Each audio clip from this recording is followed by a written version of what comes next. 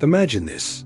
You are standing in a dimly lit train station at midnight, rain making constellations on the pavement, and a stranger collapses at your feet. Your heart races, a visceral pull toward their pain, an immediate, irresistible knowing of what it would feel like to be that person. You reach down, help them up, feel a hot empathy filling your bones. In that instant, you are heroic and humane. But what if, as you carry them away, you begin to hear not only their hurt, but a chorus of voices you do not recognize as your own? What if those voices start to rearrange the map of who you thought you were? You are taught by parents, by culture, by the movies, that empathy is the moral North Star. It is the bridge between islands of isolated selves, the medicine for a fractured world. Yet Jungian psychology suggests a precarious paradox. The same faculty that binds you to others can also dissolve the boundary of yourself.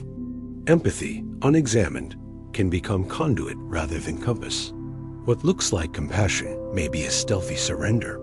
How do you know when reaching into another's pain becomes handing over your identity? Feel the tension. Empathy demands porosity. To understand another, you must allow their interior to resonate within yours, to hold a piece of their shadow in your awareness. Jung taught that each psyche harbors a shadow, the disowned, often ugly aspects of the self. When you empathize, you open a door, but whose shadow steps through? Is it always theirs to hold? Or can you find their unintegrated darkness nested inside you, waiting to be claimed as your own? If you are porous to the suffering of others, without the anchor of self-awareness, you may begin to absorb projections, to carry burdens that were never yours to carry. You can feel the existential weight of that possibility. Empathy becomes less like a bridge and more like a mirror that fragments.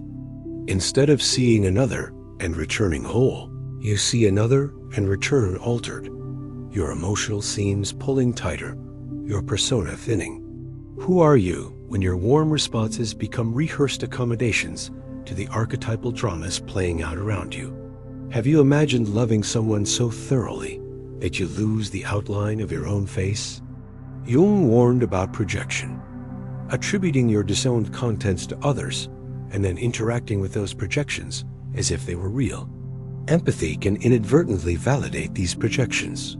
When you empathize with a person who is themselves lost in projection, you may inadvertently collude with a narrative that keeps both of you stuck. Is your listening freeing them, or are you becoming an unwitting stagehand in someone else's recurring tragedy? The more you respond to their projected needs, the more you risk being used to prop up their undeveloped parts, and the more your own undeveloped parts are neglected. There is also an economy of psychic energy to consider. Jung's process of individuation, the hard work of becoming fully you, integrating shadow and light, requires boundaries, discipline, and sometimes painful confrontation. Empathy siphons energy. You can be so invested in the collective suffering, reflected in the collective unconscious, that you postpone your own reckoning. How often do you sacrifice the crucible of your own growth for immediate emotional relief for another? At what point does saving someone else become a strategy for avoiding your own shadow work? And here's the moral sting. Empathy can be weaponized. Those who understand the seams of human feeling can manipulate them. The very sensitivity you pride yourself on becomes a door for narcissists, sociopaths, and charismatic abusers to pry open. They mimic wounds, you respond.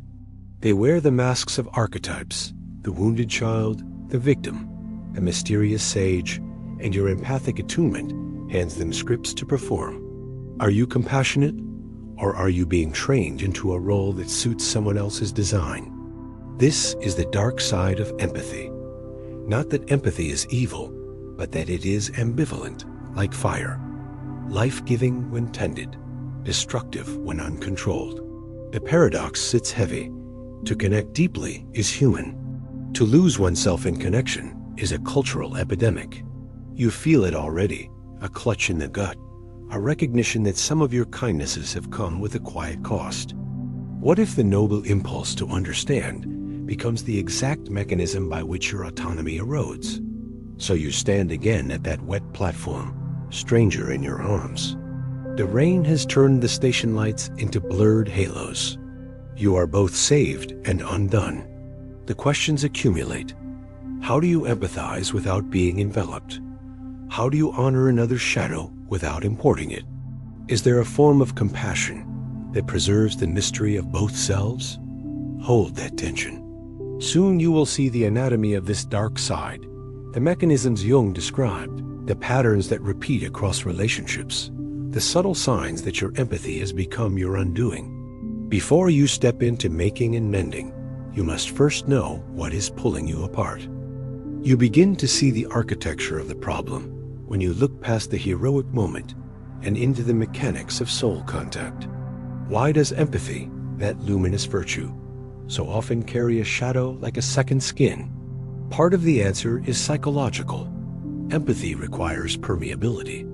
To register another's interior, you must lower the moat around yourself, permit emotional currents to cross. Jung called the psyche a delicate ecosystem. Its borders are not arbitrary, but functional. When those borders become indiscriminate, the psyche risks invasion, not by armies, but by echoes, projections, and borrowed affect. You think you are feeling the other's pain, but sometimes you are merely feeling an image of it, amplified and rebranded by your own unintegrated contents. Philosophy has long circled the same terrain. Schopenhauer argued that compassion is the root of morality. He elevated the sympathetic motion as the cure for selfishness. Nietzsche, however, watched compassion mutate into a tool of resentment, an embrace that celebrates weakness and binds both parties into a morality of dependency. Which of them is right? Perhaps both. Compassion can free, and it can fetter. It can lift the stranger and also create a new weight attached to your ribs. When you answer every call, when your identity is shaped by others' needs, you begin to live by a measure external to your own integrity. Is that altruism or a slow abdication? Jung's language makes the danger visible. Projection is not merely a cognitive error. It is psychic displacement, your unaccepted rage, shame, or hunger lodged into someone else, animated by them until you treat it as if it belongs to them. Empathy can be the gasoline on that projection. You mirror, validate, and in doing so, you make false what is interiorly true. The disowned part returns wearing another's face. The result is an unstable ecology of relationships in which people serve as receptacles for each other, as undeveloped psychic matter. Your neighbor becomes your shadow, your partner your unlived life. Who is living whose destiny? Society intensifies this dynamic. Modern culture rewards performative feeling. Social media turns compassion into spectacle likes, donations, trending hashtags where empathy becomes a currency and not a care. You are trained to respond, to be seen responding, to take a selfie with the cause. Aldous Huxley warned about a culture of distraction and pseudo-satisfaction that dulls deeper engagement. Here, empathy can be reduced to a satiable sensation rather than an ethical practice requiring discernment. Capitalism commodifies your responsiveness. Crisis content circulates because it hooks attention, and attention becomes profit. The more porous you are, the more you are saleable. Existentialists add another layer. Sartre taught that to encounter another consciousness is to be made object in their gaze, to risk losing freedom through relation. If your empathy is unexamined, you may begin to answer the shape the other needs you to be, rather than the shape you actually are. Bad faith is not only an inward lie. It is a relational habit where you perform to avoid the angst of being alone in your autonomy. Viktor Frankl's counterpoint is stern and liberating. Meaning comes not from merging into others, but from shouldering responsibility for your own choice. Empathy without responsibility becomes an abdication of the self's call to personal meaning. There is a collective psychology at play as well. Jung's collective unconscious supplies archetypal templates: wounded mother, tyrant, redeemed savior that anyone can fall into. Empathic resonance can turn specific human suffering into archetypal drama. The person you help ceases to be a singular being and becomes a role you are meant to play. Rescuer, martyr, redeemer. These roles loop through generations, coded by myth and media, and you might not notice you are rehearsing an ancient script. When empathy answers archetype more than person, you are servicing mythic patterns rather than addressing actual human need. Emotionally, the consequences are corrosive. You may become chronically exhausted, your baseline effect skewed by other people's storms. You may experience a creeping numbness as your nervous system learns to anticipate and absorb external pain to avoid sudden spikes, an insidious form of self-erasure where euthymia masks depletion. Identity becomes porous to the point of dissolution. The persona thins, the ego grows brittle, and the shadow, ever patient, begins to make itself at home inside your decisions. Suddenly, your acts of care feel less like gifts and more like habits you cannot refuse. Behaviorally, patterns repeat. You overfunction, stay in toxic relationships longer, carry burdens that weaken rather than heal. You may unconsciously seek situations that confirm a particular empathic role rescue, atonement, witness, because these roles temporarily soothe an inner emptiness. Nietzsche's admonition about resentment whispers. Sometimes compassion is revenge performed politely, a way to reassert moral superiority while avoiding the hard labor of personal greatness. Or, as Jung might put it, it is the shadow's strategy to secure psychic attention without integration. And the stakes are not merely private. When groups institutionalize unexamined empathy, policy and public life can tilt toward enabling rather than empowering. A society that confuses sympathy with solution perpetuates dependency. A culture that valorizes feeling over facing creates systems where suffering is endlessly circulated but rarely transformed. Huxley's nightmare of pacified consumers becomes a tableau of well-meaning citizens who are emotionally full yet morally impoverished. You feel a cold tightening, don't you? The recognition that what began as tenderness can be the instrument of slow self-dissolution raises a new, darker set of questions. What happens when a generation grows up taught to be porous above all else? What kinds of social pathology does that create people exquisitely attuned, deeply wounded, and unable to form the boundaries necessary for growth? The irony is almost too cruel. The very faculty we celebrate for making us humane might be the vector by which humane capacity atrophies. Hold that unease. There is a further fall into which empathy can drag you, an inversion where the moral compass points inward, not outward, and compassion becomes a self-justifying ideology that resists accountability. But before you descend, remember Jung's core insistence. Shadow integration and individuation are not solitary luxuries. They are prerequisites for ethical relating. To understand why your empathy betrays you, you must map these psychological and cultural forces that coax you into yielding. Only then can the next, harder work begin learning to be porous and disciplined in the same breath, to listen without losing the thread of who you are.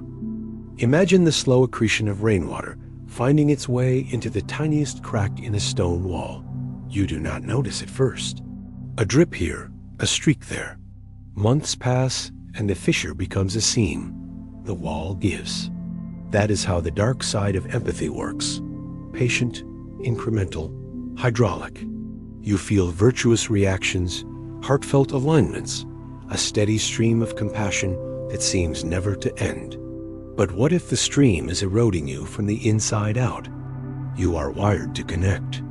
Mirror neurons fire like hidden lighthouse lenses when you see another's pain. Your insula registers their disgust as if it were your own. Your limbic system does not ask permission. Emotion leaps before thought. This neural generosity is adaptive in small doses. It binds parents and infants, allies and tribes. Yet biology is amoral about scale.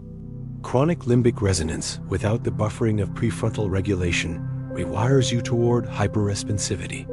Your amygdala learns that other people's alarm is your alarm.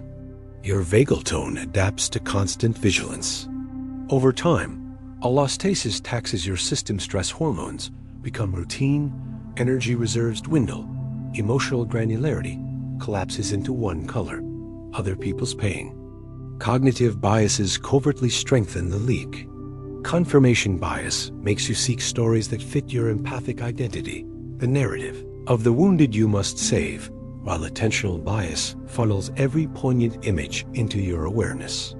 The availability heuristic divorces statistical reality from the vividness of suffering on your screen. A single viral case crowds out complex systemic data. Motivated reasoning whispers that feeling equals truth, so you interpret ambiguous cues as calls to nurture. The paradox: the more empathic you believe yourself to be, the more selective your perception becomes. You are not becoming more humane. You are becoming more certain of a particular moral self, one that is defined by responding, not by discerning. Projection, as Jung insisted, is the silent architect of many empathic entanglements. You see in another what you have refused in yourself: a helplessness, an anger, a need, and you comfort it as if it were theirs. The comfort soothes you as much as it soothes them, because it keeps your disowned part externalized. What begins as compassion quickly calcifies into codependency. You supply what you lack. They receive what you cannot integrate, and both of you avoid the work of individuation. Are your acts of kindness healing, or are they the shadow's economy, trading immediate relief for long-term stagnation? Social technologies amplify the effect. Cultural conditioning has turned compassion into a performance metric. Therapeutic language has colonized public life. Feelings are displayed and measured, not processed. Social media rewards empathy with attention and currency likes, shares, applause. Performative empathy becomes a social signal, a way to accrue moral capital with minimal accountability. Is your sorrow for a cause authentic, or is it a posture that secures your place within a curated moral community? When empathy is reduced to optics, it becomes detachable from ethical rigor. It becomes a slogan rather than a scaffold for action. The politics of feeling are not innocent. Groups institutionalize empathic responses into systems of power and patronage. When policy equates sympathy with care, it can justify short-term palliatives instead of structural change. A society that privileges immediate emotional relief over the hard calculus of resources and responsibility risks perpetuating cycles of dependency. The paradox deepens. You may believe you are working toward justice while actually reinforcing environments that produce the same suffering you intend to alleviate. Jung's archetypes do not merely haunt your dreams. They organize your civic imagination. The rescuer, the victim, the savior of these characters circulate in public discourse and shape policy as if myth were a manual. Neurologically, the consequences are measurable. Chronic empathic engagement without boundaries correlates with burnout, inflammation, cognitive fog, and decreased executive functioning. You are less able to plan, to say no, to sit with discomfort long enough to envision systemic remedies. Emotionally depleted, you default to immediate gestures, comfort, rescue, validation that soothe the moment but rarely transform causes. What was intended as humane becomes palliative. The paradox is bitter. Your moral impulse seeks to relieve pain. Your depleted capacities ensure the pain returns. On the relational level, roles calcify into scripts. You may discover patterns repeating across partners, friendships, work contexts. The rescuer's arms grow tired. The dependent never grows robust. Jung would point to the collective unconscious. These roles are energetic templates that play themselves out until one of the players chooses differentiation. But differentiation requires solitude, introspection, and sometimes the cruelty of saying no. That refusal can feel like betrayal to yourself and to others, because the empathic identity you have cultivated depends on constant giving. Who are you beneath that pattern? The social mirror offers a final, unsettling reflection. A generation raised to prize emotional openness without corresponding boundaries risks cultural infantilization. What happens when large groups are adept at feeling, but poor at integrative action? You get politics of outrage that burn bright and empty, philanthropy that assuages guilt but not systems, and civic communities that perform empathy while evading responsibility. Huxley's cautionary image of pacified masses fits here. An empathy that is habitual and performative can be pacifying, not mobilizing. You feel the urgency because the stakes are existential. Individuation is not an aesthetic preference. It is a moral necessity. If the psychological labor of self-knowledge and shadow integration is abandoned, relationships become scaffolds for projection, and institutions become theaters of sentiment. The loss is both personal and social. A thinning of capacity to meet complexity, to hold tension, to enact disciplined compassion that aims for transformation rather than temporary comfort. So you stand in the rain again, stranger in your arms, recognizing a larger architecture that has been forming around that instinctive rescue. The physiological impulses, the cognitive distortions, the cultural incentives, they all conspire to make empathy feel immediate and immutable. Yet the felt reality may be a constructed trap. You are being shaped by forces that reward permeability and punish differentiation. What if the way forward demands not abandoning empathy, but reconfiguring it, turning its porous land into a disciplined aperture rather than an open floodgate? Hold that thought. The breakthrough is near, but first you must understand how deep and how quietly the current has already pulled you under. Imagine for a moment that the rain stops and the bulbs above the platform flare into a new clarity. The stranger's breath steadies in your hands, and in that pause, something inside you unhinges, not from guilt, but from recognition. What if the rebellion you need is not against feeling, but against the unexamined surrender to it? What if freedom looks less like numbness and more like a fiercer, more disciplined generosity? This is the radical pivot. Empathy need not be a flood that erodes you. It can be a trained river, deliberate and life-giving. How do you learn that craft? Begin with a counterintuitive proposition. You reclaim others by reclaiming yourself. Paradoxically, the truest kindness you can offer is the refusal to be their entire world. Jung's individuation was never an indulgence. It was an ethical demand. To be capable of deep, transformative compassion, you must first become a coherent subject, integrated with your shadow, not hollowed by everyone else's projections. Who benefits when you dissolve? Certainly not the work of genuine healing. Adopt 3 immediate posture shifts that feel like heresy in a culture that worships porous hearts. 1. Practice empathic consent. Ask before you absorb. A simple question, "May I hold some of this with you?" transforms passive ingestion into ethical engagement.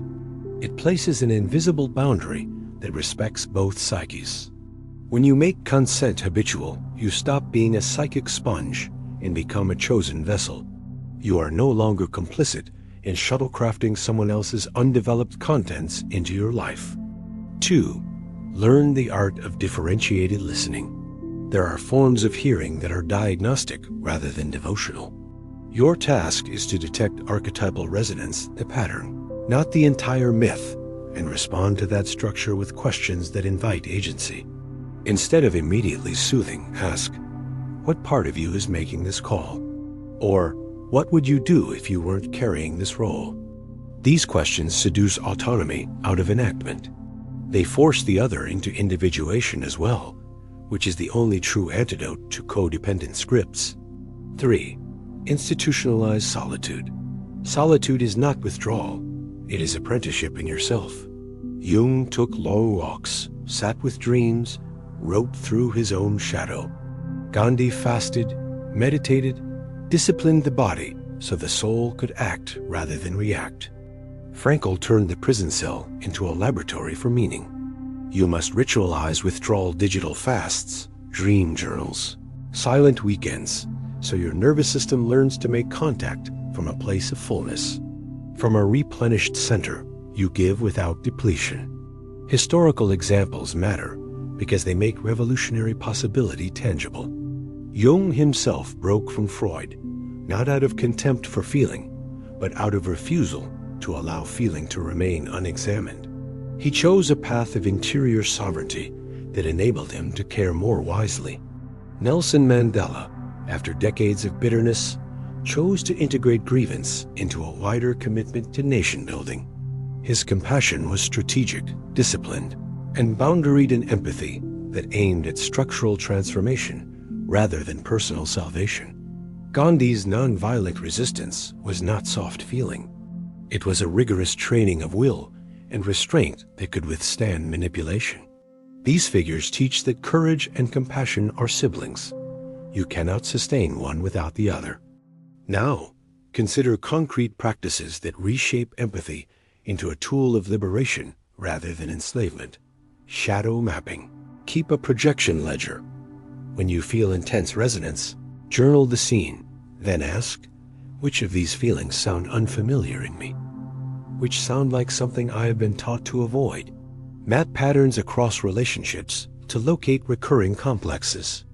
Empathic triage. Set a rule: absorb only what you can process in one bounded session. If a conversation requires continued resonance, schedule it with replenishment rituals before and after. This turns your compassion into a renewable resource rather than a dwindling one. Active imagination as containment. Use Jungian techniques to dialogue with the exact feeling that unsettles you. Give it shape, voice, a separate seat at the table. When the shadow is named, it loses the power to clandestinely inhabit others. Boundary liturgies. Craft small, theatrical acts that mark transitions: lighting a candle after difficult conversations, a 5-minute breathing ritual, a phrase you speak to recenter. Rituals train the nervous system to drop out of hyperresponsivity. Political discernment. Refuse performative empathy. When civic feeling surges, ask structural questions. What systems forge this pain? Who benefits from my immediate rescue? Transform gestures into policies. When possible, advocate for education, resources, institutions that reduce the recurrence of the wounds you absorb. You will face resistance, internal and social. The inner critic will call you cold. Others will react as if betrayed when you refuse to be their constant salve. Expect that. Nietzsche called that backlash the price of becoming more than the comfort of the herd. Jung named the inevitable conflict with the collective unconscious. As you individuate, archetypal forces will summon resistance. Stand firm. Rebellion here is not rebellion for its own sake, but a refusal to be deputized into someone else's psychic maintenance. Imagine now the cumulative effect. The more individuals practice disciplined empathy, the less cultural life becomes a theater of projection. Communities would be less performative and more responsible. Institutions would favor capacity building over charity theater. You would encounter other people as whole beings, not as archetypes needing your constant filling. That is the revolution, not the abolition of feeling, but the reconfiguration of feeling into a disciplined craft with ethical boundaries. You are not being asked to harden. You are being asked to sharpen. Empathy, properly trained, does not dissolve the self-it, hones it into an instrument of genuine care. The radical shift is realizing that the power you thought only belonged to others, the power to move you, to own your time, to map your identity, was always yours to reclaim. This is not retreat. It is revolution from the inside out. You are learning to feel with sovereignty, to let the mysterious alchemy of individuation fertilize your compassion until it yields something rarer, freedom that loves without losing itself. Imagine the platform lit like a stage, as if the world has paused to watch you decide. The stranger steadies. The rain becomes a rim of silver around your choices. In that lingering hush, you feel something larger than kindness shifting beneath your ribs. A truth Jung nudged toward, but never romanticized. You cannot give what you have not cultivated.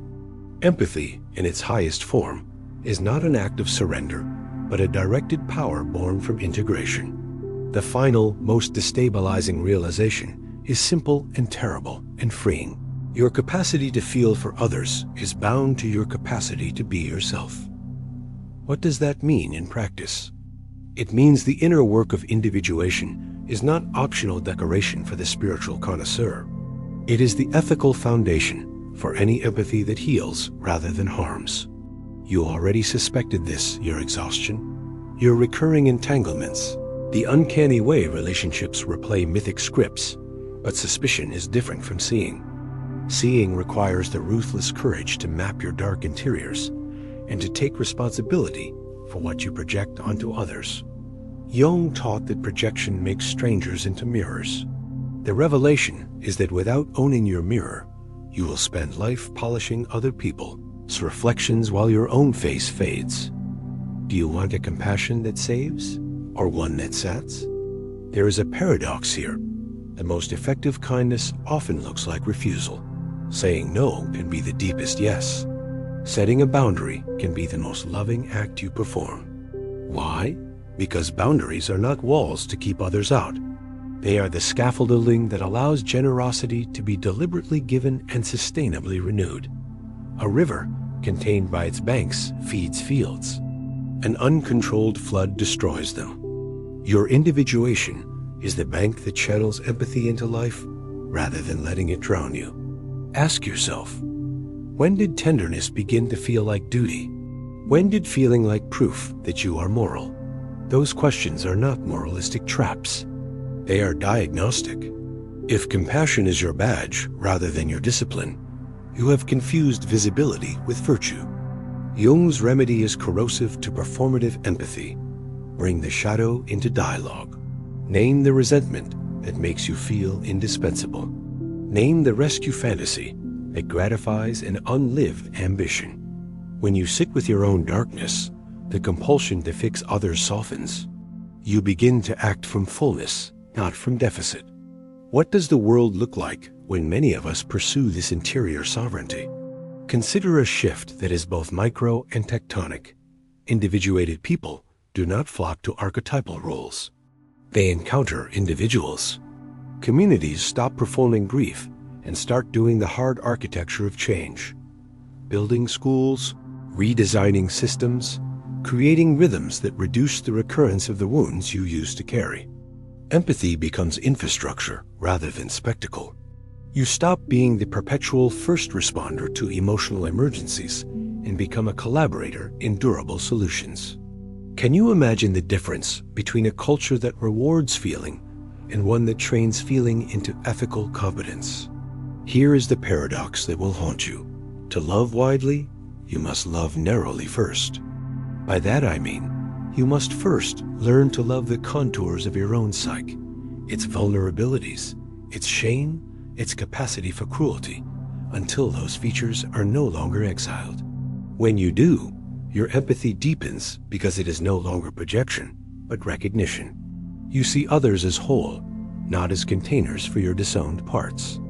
You answer suffering because you know how to hold it, not because you are trying to prove you are good. This is why Jung's active imagination matters. The practice is not mystical fluff. It is a disciplined rehearsal in containing internal images so they do not escape as maladaptive empathy. Dialogue with the part of you that feels compelled to rescue. Name it, seed it, ask its needs.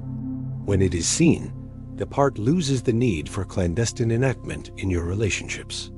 That containment is the hinge upon which compassionate action swings from compulsion to choice. Do not underestimate the political stakes of this personal turn.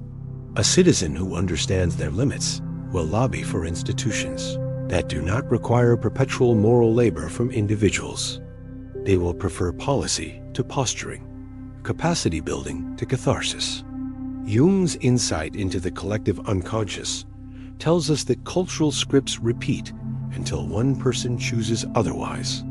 You could be that person, someone who refuses to be co-opted by archetypes, someone who insists empathy be coupled with discernment and responsibility. The last, most radical aspect of this truth is humility.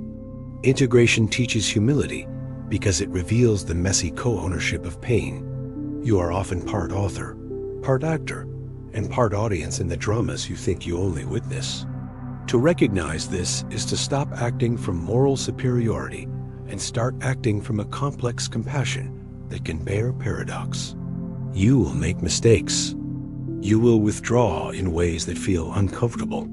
You will watch others accuse you of coldness when you exercise necessary refusal. Let that discomfort be your teacher rather than your undoing. Now imagine the platform again. The stranger has left, the rain finally easing into a hush. But you do not walk away the same. There is a new economy within you, a ledger where generosity is spent with intention, where solitude is the refueling station, where the shadow receives daylight and ceases to leak into your relationships. You have not hardened, you have sharpened. Your empathy now has the architecture of sovereignty. So act. Start small in public. Schedule silence. Practice asking for empathic consent. Write a ledger of projections. Refuse the applause that asks you to be inadequate in order to be needed. Let your life be the experiment where tenderness is trained, not squandered. The world you want, a kinder, wiser, more durable world, will not be built by endless sacrifice alone. It will be built by people who choose to love from a center that has been excavated, named, and reclaimed. You are not betraying compassion by doing this. You are honoring it. And if you leave this station tonight with one thing lodged in your bones, let it be this. The deepest mercy is not collapsing into another's shadow. It is holding a lantern so they may see theirs and choose to carry it themselves.